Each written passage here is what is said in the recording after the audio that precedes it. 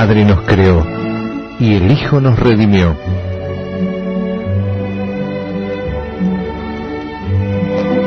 Conocer y amar a Dios exige el esfuerzo de la inteligencia y la rectitud del corazón.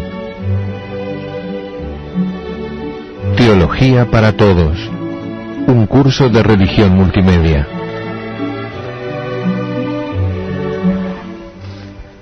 En el nombre del Padre, y del Hijo, y del Espíritu Santo. Amén. Bienvenidos, queridos hermanos, a nuestro programa número 12 de Teología para Todos.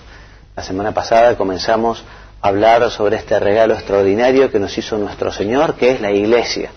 Y hablamos de las notas de la Iglesia y decíamos que la Iglesia, por querer de Jesucristo, es una, santa, católica, apostólica y también romana, donde reside Pedro, la cabeza de la Iglesia, sucesor de San Pedro y la cabeza visible de Cristo en la tierra, el Dolce Cristo in terra, ¿no?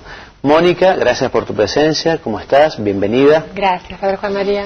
Lo aprovecho para agradecer también públicamente todo el trabajo que haces en oracionesydevociones.info, que es un sitio de internet donde llevamos este curso de Teología para Todos y que en la actualidad tenemos cerca de 1000 alumnos en el curso de Teología para Todos. El año pasado superaron los 1000, es el cuarto año. Empezamos con 600 en el año 2004. Y, en fin, Dios mediante, con unos contactos que estoy haciendo con otros sitios católicos, quizá llegue a más gente. Estoy convencido de que estas enseñanzas de los temas fundamentales de la fe, como es el credo, los mandamientos, los sacramentos, la oración, es algo que tiene gran interés. De hecho, es lo que nos dicen todos los que van recibiendo estos contenidos y los van estudiando. Les decía que continuamos hablando sobre la Iglesia de nuestro Señor. La primera idea es que la plenitud de los medios de salvación solo se pueden encontrar en la Iglesia católica, que en otras religiones evidentemente encontramos semillas de la verdad y parte de la verdad, pero la única religión revelada, la única en la que Dios ha manifestado estas verdades, es la religión católica. De hecho, ninguno de los fundadores de otras religiones se han llamado Dios a sí mismo. Cristo, que es el fundador de su Iglesia, en muchas oportunidades manifestó su divinidad, dio la vida por esto, murió por llamarse Hijo de Dios. Bien. Nada más lejos del verdadero ecumenismo que aquello que afecta a la pureza de la doctrina católica y a su sentido genuino y preciso. Porque como explicaba el Papa Juan Pablo en su bula Ut Unum Sint, donde nos debemos encontrar es en la verdad. En la búsqueda de la verdad es donde nos vamos a encontrar, nos va a ser el punto de unión. Muy mala cosa haría en la Iglesia si alguna vez sucediera, cosa que no ha pasado, gracias a Dios, que pensara que el modo de acercarse a los hermanos separados de otras religiones sea quitándole importancia a temas que son fundamentales, porque además la Iglesia no lo puede hacer. Esas enseñanzas son de Cristo y la Iglesia las enseñanzas fundamentales, evidentemente, ¿no? Todos estos aspectos dogmáticos, algunas cosas cambiarán, pero otros temas son esenciales y no cambiarán jamás, porque nos ha dejado nuestro Señor y se le ha dejado a la Iglesia en custodia. Entonces, ¿dónde nos vamos a encontrar? En la verdad y en la búsqueda de la verdad. Ese es el verdadero ecumenismo. En este sentido, nos dice el Concilio Vaticano I que nadie tiene justa causa para dejar la Iglesia católica. Y en esta sintonía tenemos que entender también aquella afirmación de Orígenes que decía que fuera de la Iglesia no hay salvación. Fuera de la Iglesia se refiere a aquellos que, habiendo conocido el mensaje de Cristo y habiendo conocido la Iglesia, luego la dejan. Bien, el Concilio Vaticano II nos dice que los católicos debemos respetar en todo momento las fórmulas definidas por el magisterio de la Iglesia. O sea que nosotros tenemos que tener una gran devoción y una gran obediencia a lo que nos va enseñando Cristo Jesús a través de la Iglesia, a través de su poder de magisterio. Por eso, en este mismo sentido, La fe es algo que hay que cuidarlo, y hay que cultivarla, la fe, hay que conseguir que crezca. Por eso es un pecado grave, por ejemplo, comprar, leer o conservar publicaciones que tengan errores, ¿no? Errores o sean de otras religiones, porque efectivamente a través de la lectura, a través del estudio de otros temas puede uno llegar a confundirse. Se confundirá si no tiene criterio, se confundirá si no tiene formación. Distinto es una persona que ya tiene un gran conocimiento y tiene esa capacidad de distinguir lo que es la verdad de lo que son los errores. También frecuentar reuniones de otras religiones o de otros cultos puede llegar a ser todavía más peligroso. Y el adherirse pública y plenamente a ellas sería muy triste, un grave error y un gran pecado. ¿Qué nos dice, Mónica, por favor, el Concilio Vaticano II? Dice, el propósito divino de salvación abarca a todos los hombres y aquellos que, ignorando sin culpa el Evangelio de Cristo y su Iglesia, buscan a Dios con corazón sincero y se esfuerzan bajo el influjo de la gracia por cumplir con obras su voluntad, pueden conseguir la salvación eterna. Esto quiere decir entonces que efectivamente todos están invitados por Dios a salvarse. La salvación no es algo que exclusivo de los católicos, ¿no? Sino que todos aquellos que vivan acorde a su conciencia, todos aquellos que buscan también la verdad y que con su conciencia tratan de vivir de esa manera, alcanzarán la bienaventuranza eterna, un cielo enorme. Pero justamente en la búsqueda de la verdad muchos se encontrarán con las enseñanzas de Cristo, con las enseñanzas de la Iglesia. Lo que uno no puede hacer, o estaría muy mal, es justamente decir, no, yo me voy a otra religión que es más fácil o que tiene una moral más, ¿cómo decir? No sé, una moral más laxa, más light, ¿no? O eso sería un grave error y un grave pecado. San Agustín nos dice que si en la Iglesia Católica hay milagros es porque es verdadera. Y si no hay milagros, es enorme el milagro que sin milagros haya creído en ella el Imperio Romano. Una afirmación muy linda. Y hoy en la Iglesia sigue habiendo milagros. Nosotros hablamos de los milagros de Jesucristo, como Él demostró que era Dios, con esos prodigios portentosos en la naturaleza, pero hoy en la Iglesia sigue habiendo milagros y vamos a contar algunos de ellos, ¿no? Antes te pediría que me leas estas características que tienen los milagros en la Iglesia hoy. Los milagros son posibles, pueden ser reconocidos con certeza y con ellos se prueba legítimamente el origen divino de la religión cristiana. Muy bien. Entonces, en Lourdes, quizá muchos lo sepan, hay más de 3.184 expedientes de curaciones. La Santísima Virgen ha dispensado tantos favores, tantos regalos, tantos milagros. Por ejemplo, Marie Bailly-Ferrat, así lo podemos pronunciar, ¿no? Es francés, el francés no es mi idioma. Y bueno, ella padecía una tuberculosis, una peritonitis tuberculosa en grado último, estaba totalmente desahuciado.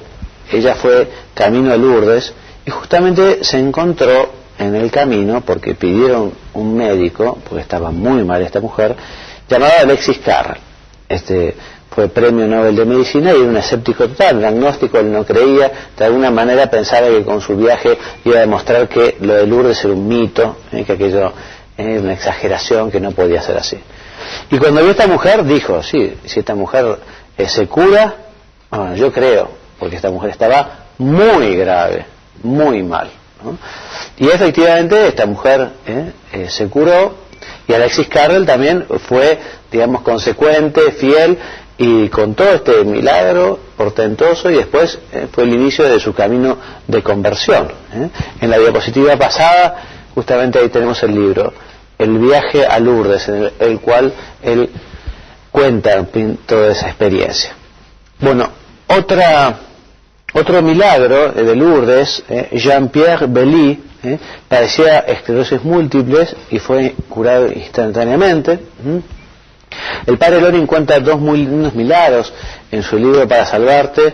Uno, el de Miguel Juan Pellicer, que era un hombre que estaba pidiendo limosna en la puerta de la iglesia del Pilar, porque 2 años antes había tenido la desgracia de caerse del carro y que la rueda del carro le cortara completamente la pierna, ¿no?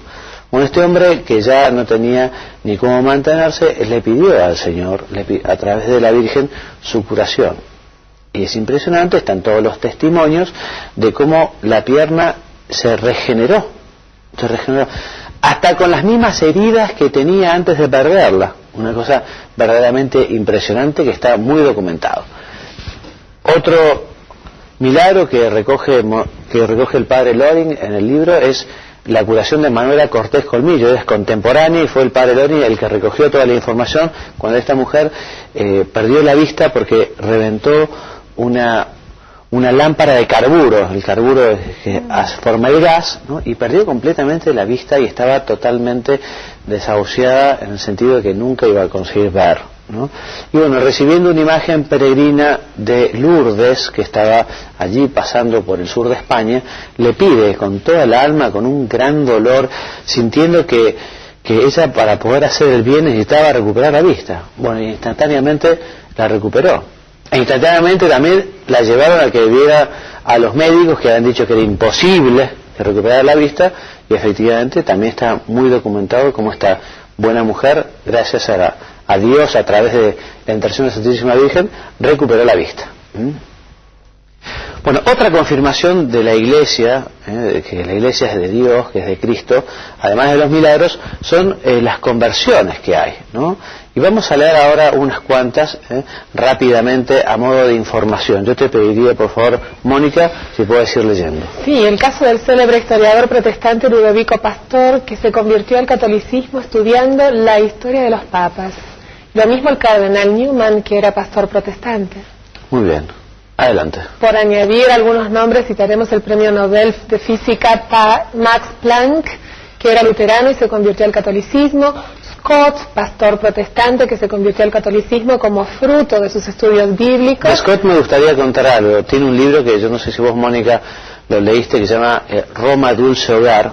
No. Un libro precioso, que es de editorial Real, me parece, pero que cuenta cómo este hombre, justamente su afán de búsqueda de la verdad, bueno, comienza a profundizar en sus estudios bíblicos y comienza a remontarse a los padres de la Iglesia y a las enseñanzas de la Iglesia de siempre, y claro, se le empiezan a abrir unos horizontes y se empieza a plantear unos temas que no tenía respuesta, que empieza a compartir con un montón de colegas suyos. Él es teólogo, ¿no?, el profesor de teología, ¿ya?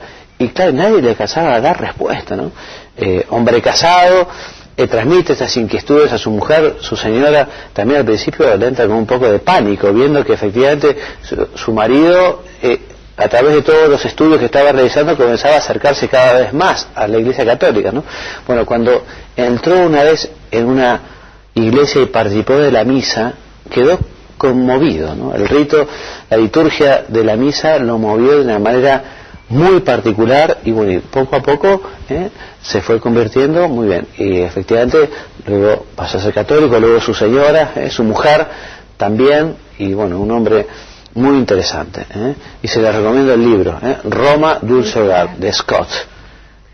Y Enrique Schlier, gran exégeta luterano alemán, discípulo de Martin Heidegger, Karl Barth, Rudolf Bultmann. Muy bien, y seguimos leyendo estos temas que se refieren a la conversión a la Iglesia Católica. En Estados Unidos se convierten al catolicismo 150.000 personas al año. Es notable el número de conversiones al catolicismo de anglicanos. San Edmundo Campion S.I., que es sociedad jesuítica, ¿no? Exactamente, jesuita. Fue profesor de la Universidad de Oxford y prestó juramento anticatólico en 1564, pero más tarde se convirtió estudiando a los Santos Padres. Muy bien. También fue notable la conversión de célebres escritores como Chesterton, Graham Greene y hasta la duquesa de Kent, prima de la reina de Inglaterra, bautizada el 14 de enero de 1994. Y en la actualidad, es verdad, está habiendo muchísimas conversiones del anglicanismo.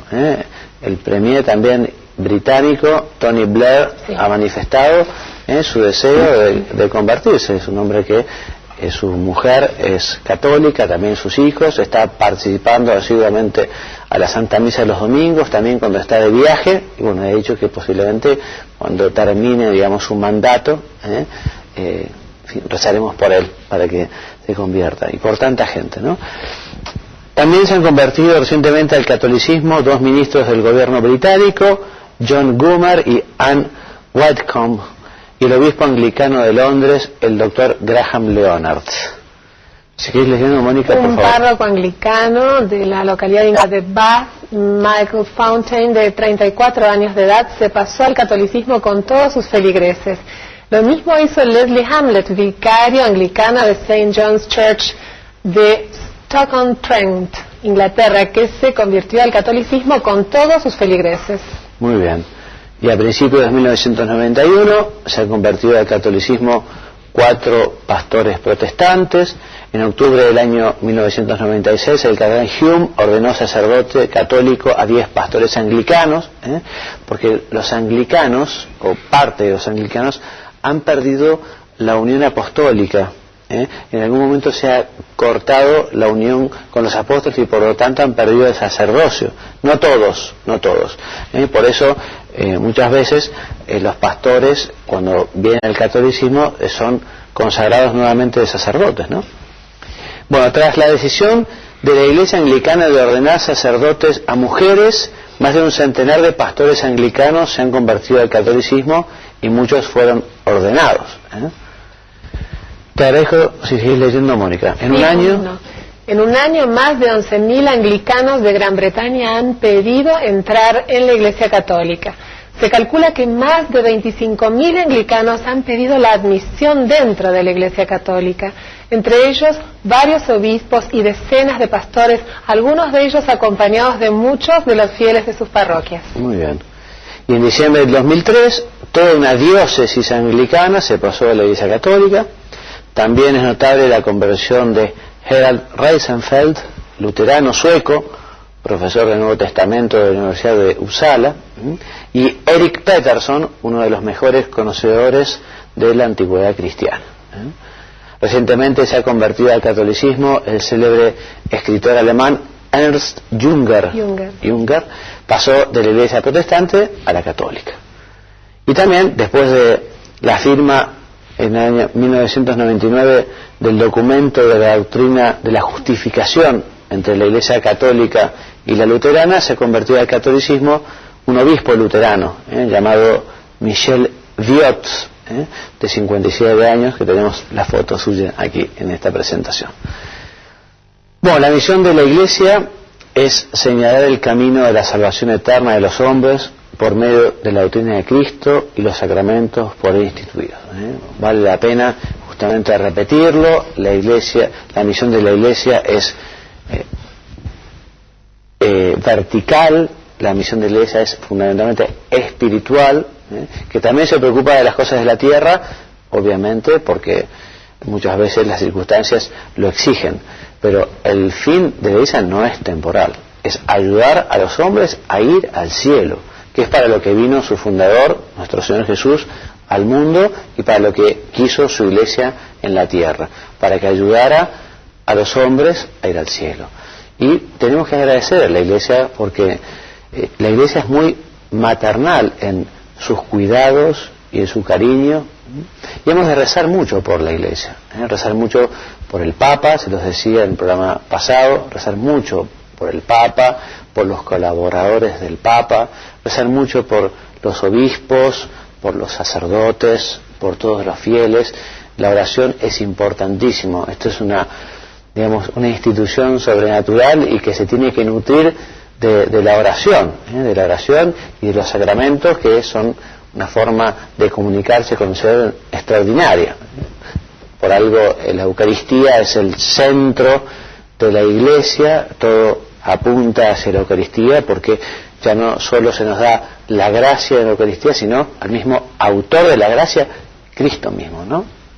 Entonces nosotros los católicos que tenemos esta maravilla que es la Eucaristía, Cristo mismo en la tierra, en la hostia santa, que nos está esperando en el sagrario, que lo podemos adorar muchas veces en la custodia, cuando se lo deja allí para su veneración.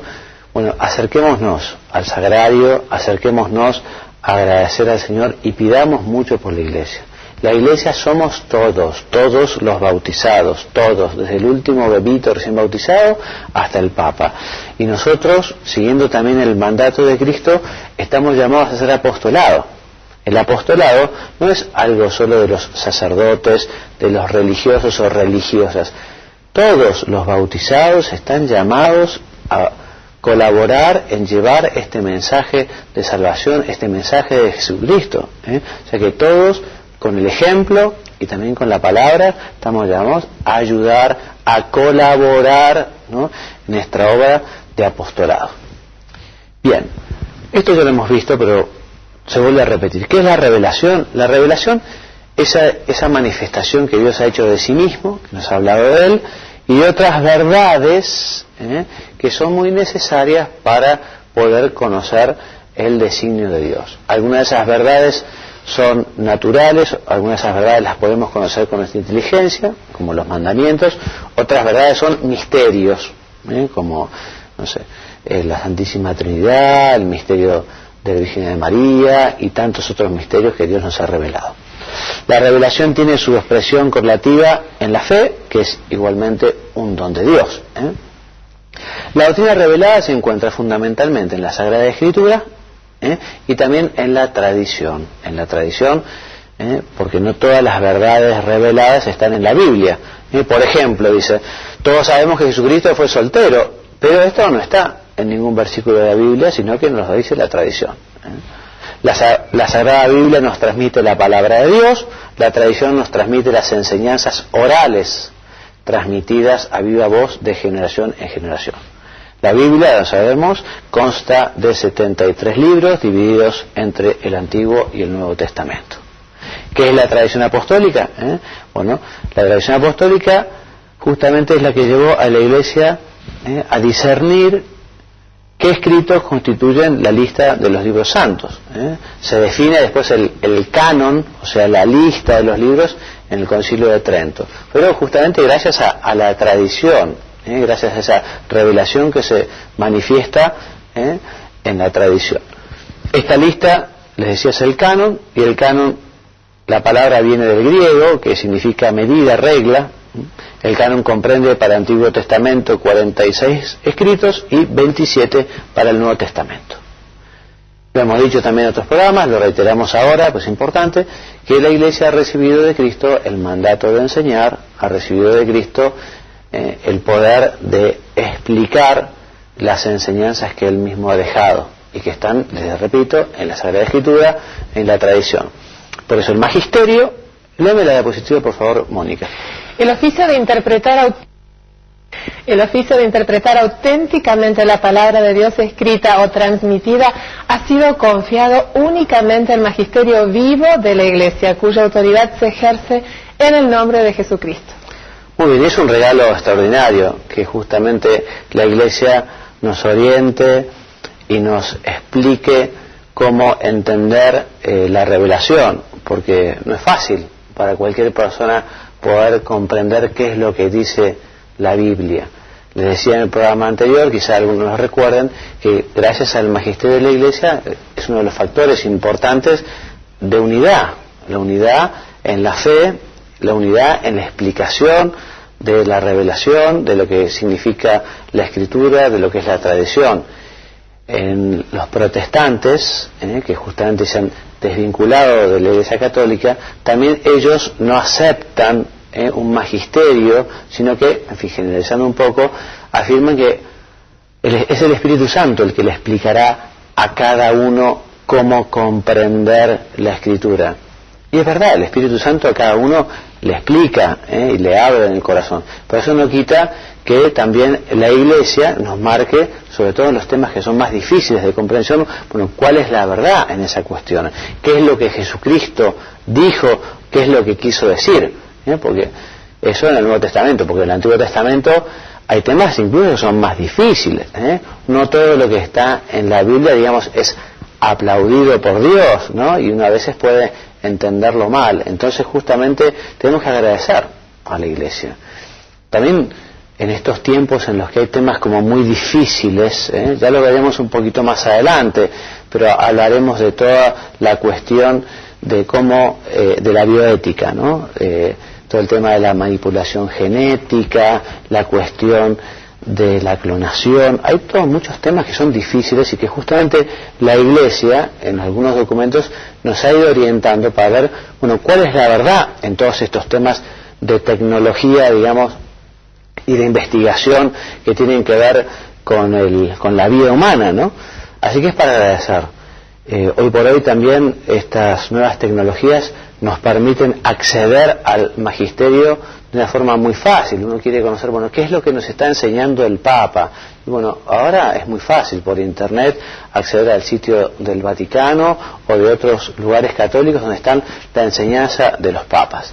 Ustedes saben que hay distintos grados de magisterio, ¿no? O sea, una cosa es una encíclica, y otra cosa muy distinta es una enseñanza de un obispo o de un párroco en el ambón de su iglesia. Evidentemente ambos son magisterios, pero hay una jerarquía en el magisterio.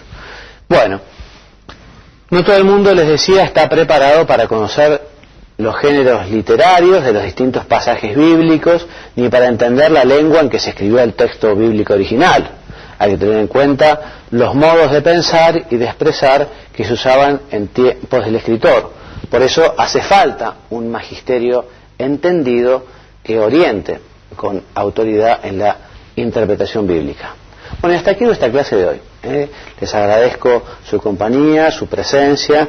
Los invito a seguir escuchando todos estos temas que, en la medida de nuestras posibilidades, también procuraremos que les sirvan para la vida diaria. O sea, no estamos haciendo una teología desvinculada de la realidad personal de cada uno. Por eso yo me animo y les digo, cuando hablamos de iglesia, que recen por el Papa, que estudien los textos, que conozcan qué es lo que enseña la iglesia, para ir sacando también propósitos personales de mejora, de conversión. Bueno, hasta la semana que viene, si Dios quiere, me despido dándoles la bendición. Que Dios los bendiga y los haga muy santos. Amén. Hasta la semana que viene, si Dios quiere. Muchas gracias.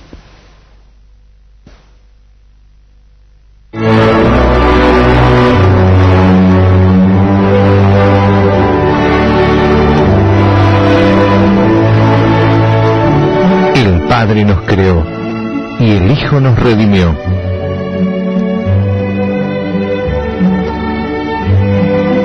Conocer y amar a Dios exige el esfuerzo de la inteligencia y la rectitud del corazón.